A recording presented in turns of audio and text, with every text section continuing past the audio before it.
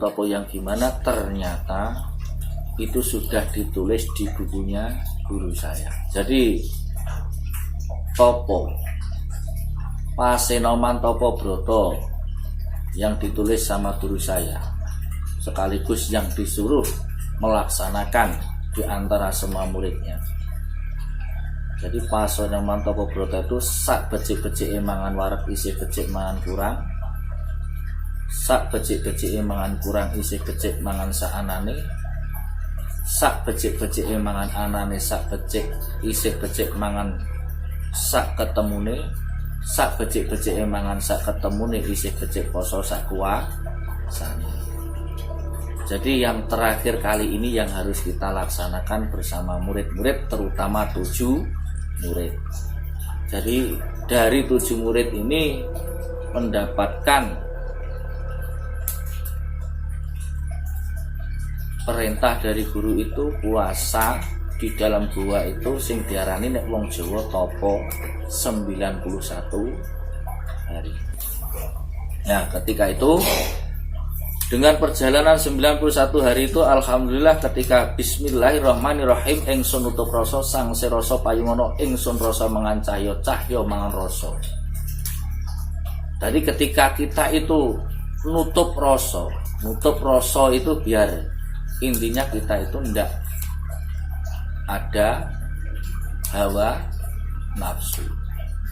nafsu biar kita itu intine iso weninge panca dirya marganing lumaku dumateng cahya tan kena kinaya mata. Jadi dengan perjalanan itu ketika kita berjalan dari waktu ke waktu, perjalanan yang hari pertama itu luar biasa. Jadi di antara satu hari itu cobaannya cuman wis panganan sampai hari ketiga. Sampai hari ketiga itu anaknya nggur periweteng dan periweteng. Lenek ngono kuwi enteng. Setelah hari keempat itu luar biasa. Ya wis kalau cuman medindas katakanlah. Medindas gendruwo itu udah berkibar di depan kita setiap waktu, setiap detik.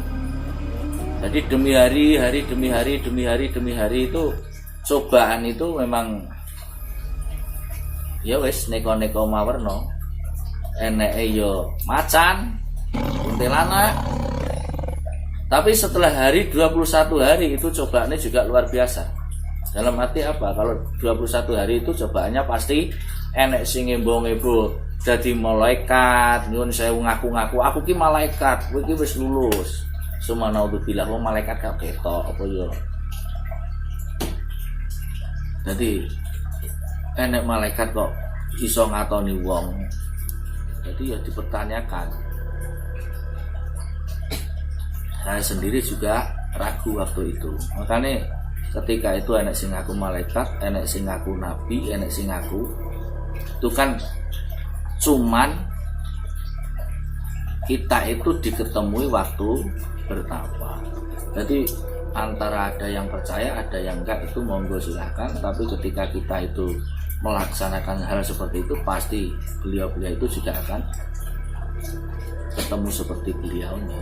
Enek sing imbong-imbong para wali, enek sing imbong-imbong para wali, pokoknya wali kuwi. Enek sing imbong-imbong Nabi Khidir, aku ki Nabi Khidir njaluk mopo, ya wis mawarna-warna nek kita digoda dengan hal-hal seperti itu. Biar apa intinya?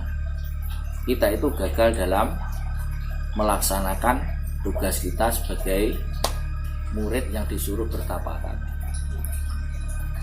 Jadi bertapa itu fungsinya untuk menyatukan diri kita. Ya wis, menyatukan diri kita itu dengan alam. Menyatukan diri kita itu dengan alam, diri kita dengan angin, diri kita dengan api, diri kita dengan air. Pokoknya kita itu ya wes, amprih kita itu bisa berbaur papat pancer limo sukmo. Jadi kuwi piye carane kudu iso ketemu temen. Mohon maaf Gus, ketika proses di dalam gua, apa yang Anda lakukan? Atau ada mantra atau amalan khusus dengan baca ketika itu? Amalannya alhamdulillah. Ini kalau jenengan tanya kita jawab. Ketika kita masuk dalam gua mau dimulai, dari guru kita itu disuruh baca mantra Bismillahirrahmanirrahim, sallallahu alaihi Muhammad, sallallahu alaihi Muhammad. Kanjeng Nabi Ilyas, Kanjeng Nabi Khidir, Kanjeng Sunan Kalijogo, wengakno lawangmu, aku arep ngambah leladanmu menyanku roy iman. Jadi sambil bawa kemenyan dupa, menyanku roy iman, kuku sing jati wasesa kagetem pratiwi terus sing swarga, menyang panggone malaikat papat aku suwono. Kita sedot nafas, mintanya apa? Habis itu kemenyan itu kita bakar atau lidi wangi itu. Habis itu kita tancapkan. Habis itu Allahumma anta rabbil la ilaha illa anta alaika ya Allah ya rabbal alamin. Doanya masih banyak, maaf gak bisa kita sebutkan semua. Habis itu kita wiritan, istighfar 1000 kali. Habis istighfar sholawat itu 6000 kali. Habis sholawat 6000 kali, cuman satu yang ada dalam hati kita, cuman Allah. Keluar masuknya nafas kita hanya Allah, Allah, Allah. Dan itu jenengan tidak bergerak sama sekali dalam proses satu hari, 2 hari sampai 91 hari. Iya. Lah kok jenengan tahu itu sudah 91 hari? Nah, 91 hari itu tahu itu karena ada yang jaga. Ada yang jaga di luar gua. Jadi dari ke-7 orang itu yang kuat alhamdulillah cuma 1. Jadi yang lainnya ada yang 21 hari, ada yang 20 hari, ada yang 14 hari. Toh itu semua masih hidup. Dari proses itu yang paling berat hitungan yang keberapa Gus? Kalau bagi saya itu hitungannya itu berat semua. Berat semua. Berat semua, nggak ada. Yang paling ekstrim. Yang paling ekstrim itu yang luar biasa itu yang ada yang mengaku-ngaku sebagai Nabi Khidir. Ketika ada yang mengaku Nabi Khidir itu subhanallah hamdi subhanallah asyhadu alla ilaha illallah astaghfirullah wa atubu ilaih. Jadi assalamualaikum ya fulan. Waalaikumsalam. Jadi ketika itu pokoknya ya iso Jawa, intinya bisa Jawa. Kalau bahasa Indonesia, aku ini Nabi Khidir, saya itu Nabi Khidir. Kamu udah lolos dalam perjalanan pertapaan kamu. Ketika itu proses berapa hari Gus? Ketika itu kurang lebih ya 21 hari. Nah, makanya yang saya perangi nafsu saya itu ya waktu baru 21 hari aja sudah diketemui Nabi Khidir. Intinya kan Nabi Khidir sing imbo-imbo itu sebenarnya setan-setan yang kepengen menggugurkan lakon saya kita. Setelah itu 21 hari ke 40 itu menemui hal-hal gaib seperti apa Gus? Bisa diceritakan? Itu gaib yang terutama ya para guru-guru. Jadi wejangan-wejangan. Ada Syekh Sultan Murabuddin. Jadi beliaunya itu mengaku namanya Syekh Sultan Murabuddin. Jadi yang diajarkan itu juga ilmu-ilmu tentang ilmu hikmah. Toh ilmu-ilmu itu sebenarnya juga ada dalam pesantren, cuman masih diturunkan lagi waktu kita bertapa. Kalau di pesantren itu di Syamsul Ma'arif juga ada,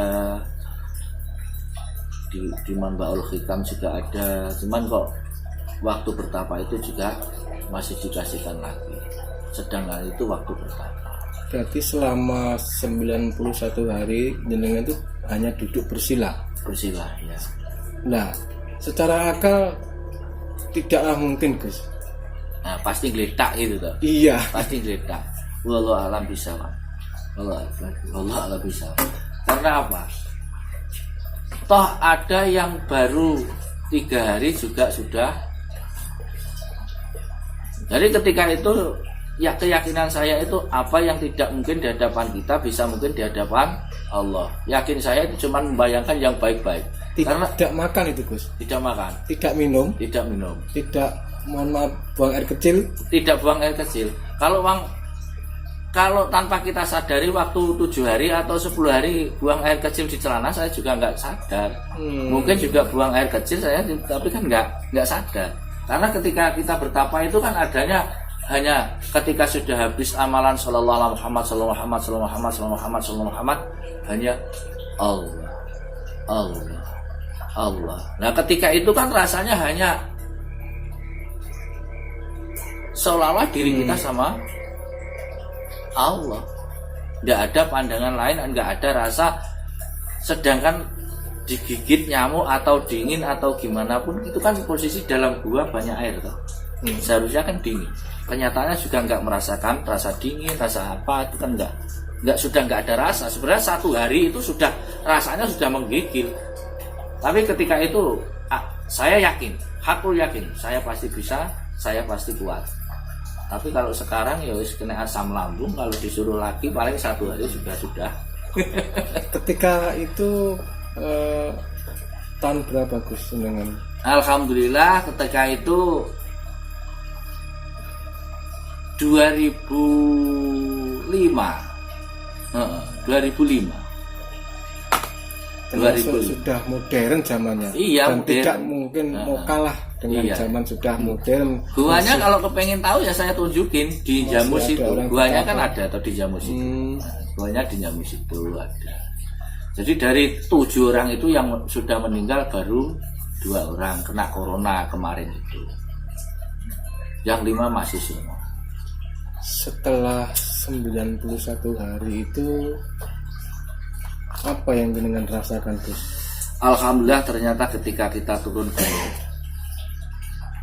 apa yang diutarakan kiai saya itu, insya Allah apa yang kamu ucapkan itu akan tercapai. Apa yang kamu niatkan akan bisa kenyataan. Apa yang kamu batin pasti jadi kejadian.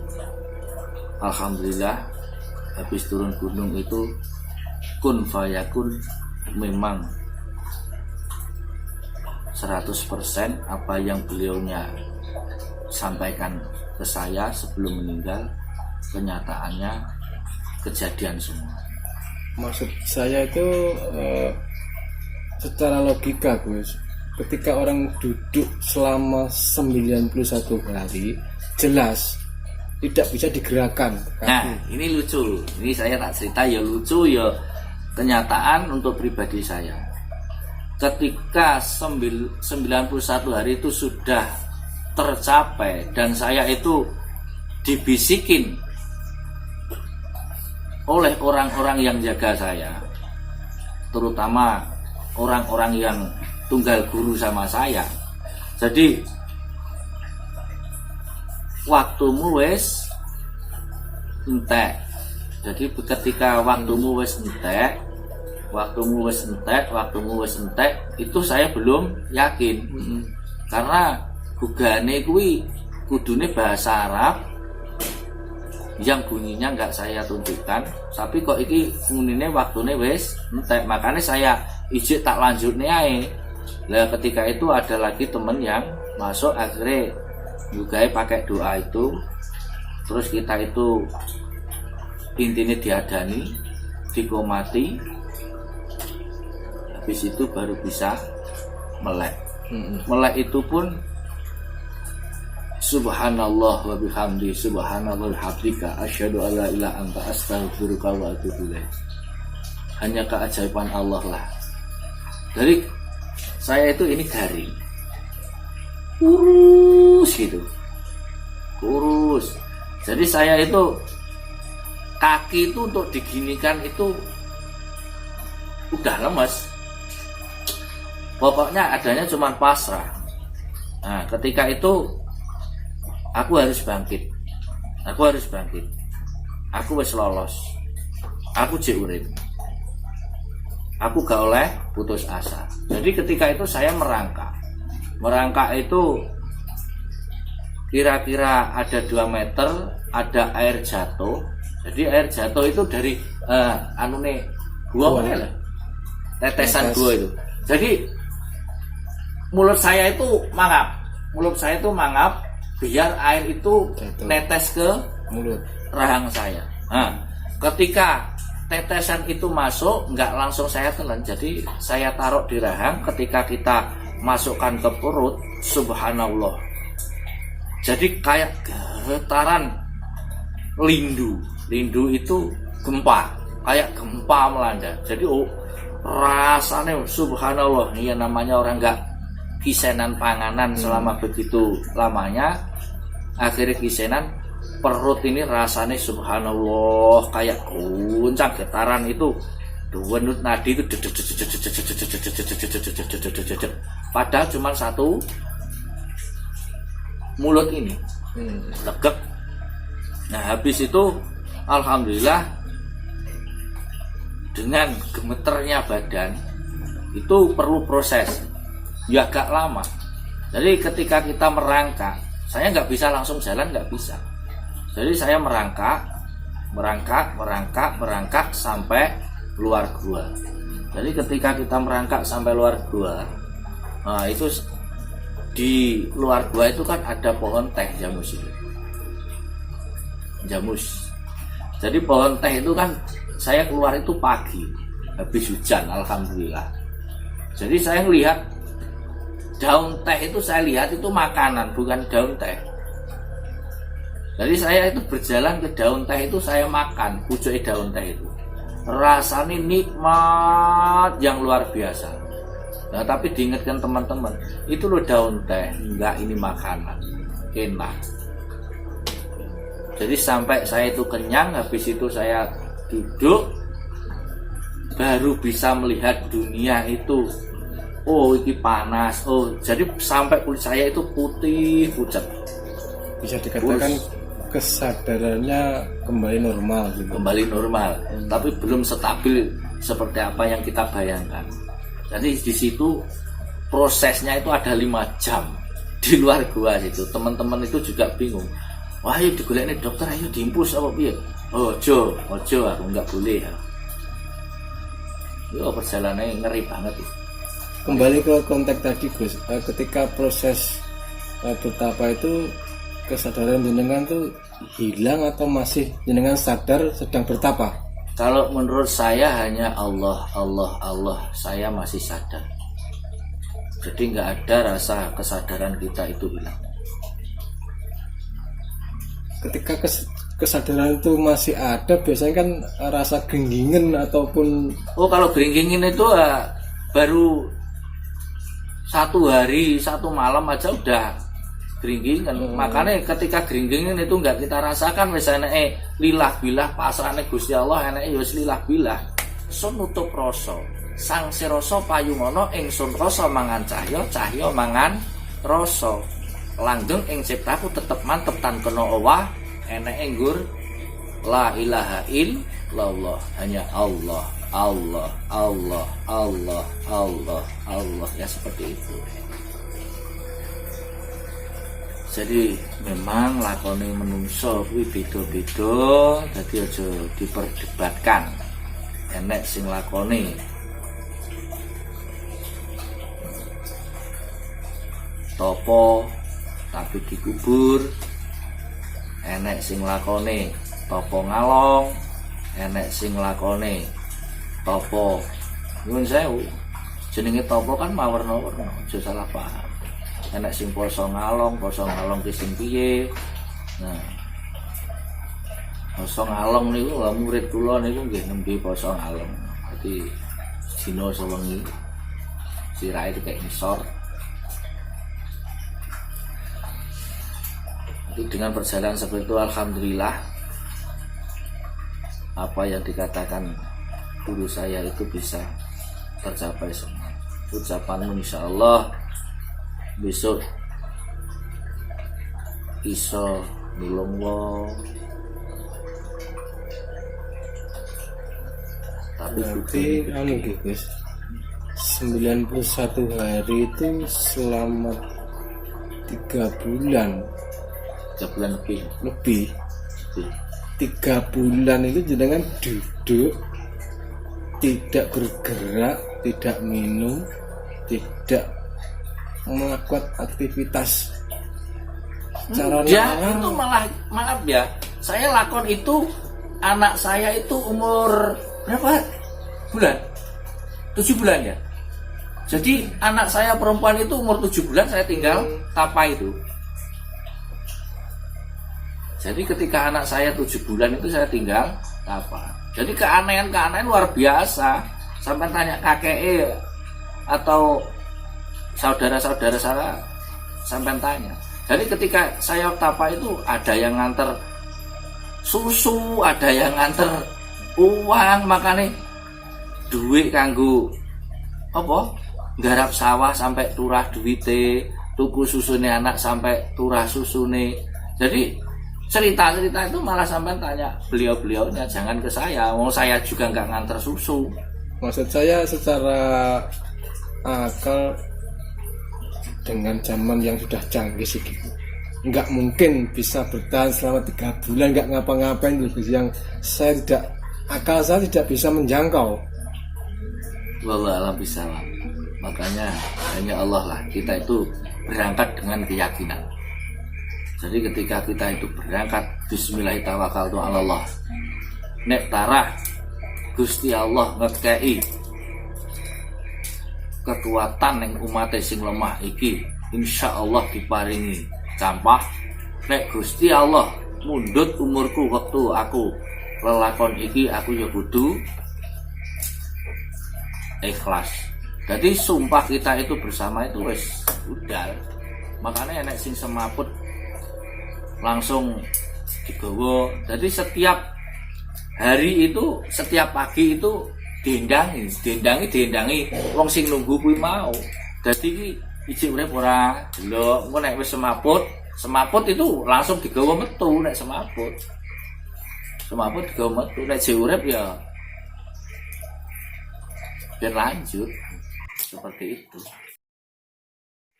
Ini yang terakhir Gus, mungkin ada pesan dari rangkuman kisah jenengan untuk nonton yang di rumah.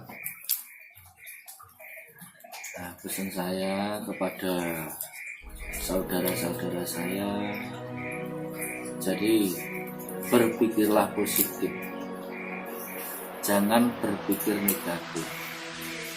Karena kalau kita berpikiran negatif, kejadian yang negatif itu akan terjadi. Berlatihlah berpikir positif, karena kepositifan itu akan menjadi kun fayakun, kunci kesuksesan untuk diri panjenengan saya.